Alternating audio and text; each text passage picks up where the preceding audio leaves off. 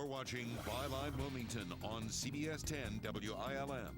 Here's your host, Don Ansell. We're back. Ben David is on my right. John David is on my left. District attorneys in adjacent districts and twin brothers as well. And we're chatting about their careers, their lives, and what's coming up in the future. John, before we broke, we talked about an investigation that was, there was some reports about Rex Gore, who was the district attorney in your district for many years. Yes. And there's an ongoing investigation now. And one of the assistant district attorneys who he hired transitioned into your staff. And give us what you can about that issue. Well, you know, Don, I'm somewhat limited in what I can say, obviously, but I'll tell you this. You know, first of all, people don't realize how big our staff is at the DA's office. We have roughly the same size offices. I have a staff of 35 people. And when I came into office, I actually had replaced 10 of them. Because I realized that if I wanted to make a fundamental change to an organization. Well, it's your team. Right, and it starts with the people there, you know, and so I did want a new team. There's a lot of good people who are there already, and I wanted to see if they responded to better leadership. And I feel like the people that are there are doing great right now. But this assistant district attorney that's also under investigation has since resigned. Yes, her position. That's correct. You know, I was told literally less than a month into my administration, I was approached by the State Bureau of Investigation and told that the former district attorney Rex Gore and one of my then current employees were under investigation for certain administrative matters. I can't tell you the content of the investigation. What I will tell you is that it doesn't involve the way that cases were prosecuted or that investigations were conducted. And so I don't feel like public safety was put in jeopardy. But there were serious allegations. Realizing that a former political opponent of mine was involved in this and a current employee, I determined I had a conflict of interest. I knew it was something that I couldn't personally handle. But nonetheless, I wanted to be kept in the loop about what was going on because I realized that simultaneous with this criminal investigation, we were going to have this personnel issue to deal with. And so when I found out exactly what had transpired, I confronted my employee and she immediately resigned. Okay, and the SBI is doing the investigation. And the Attorney General's office is going to be prosecuting the case. If charges are deemed appropriate, it's going to be handled by the Attorney General's office. How different do you see your DA's office than under incumbent Rex Gore? Oh, you know, it's nothing short of a paradigm shift. It really is. You know, it really, you know, I like to tell people that to the extent that I have anything to do with it as an individual, the good old boy system died a death the day that I took office. You know, I really feel like I can be a change agent.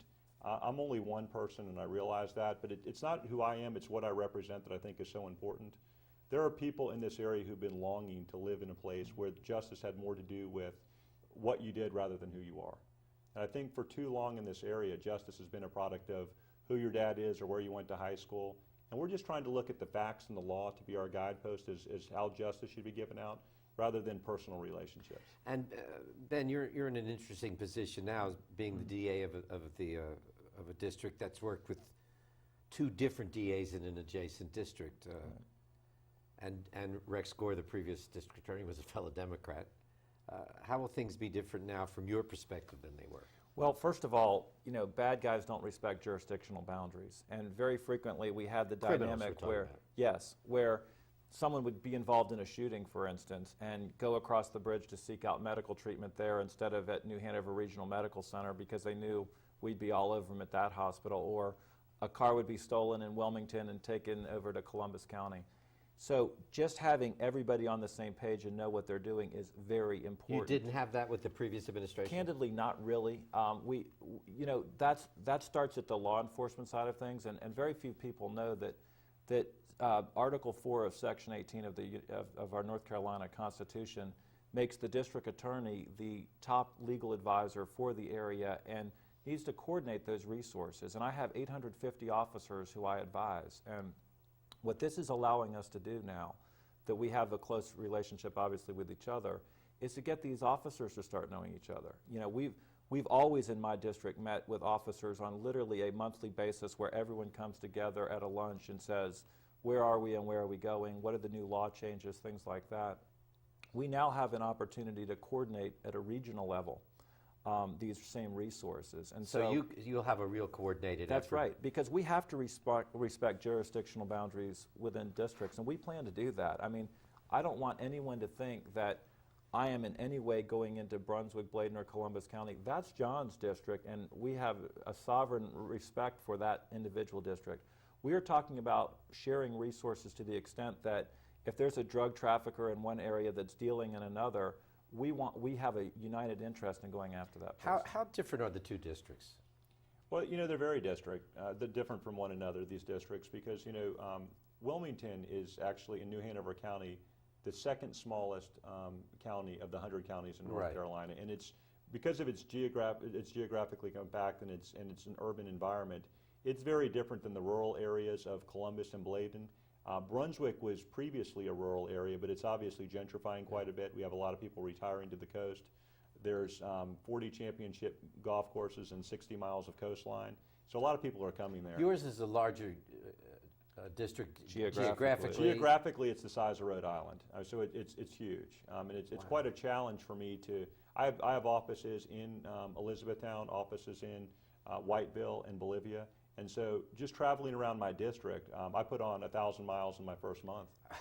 What about budgets? Whose budget is?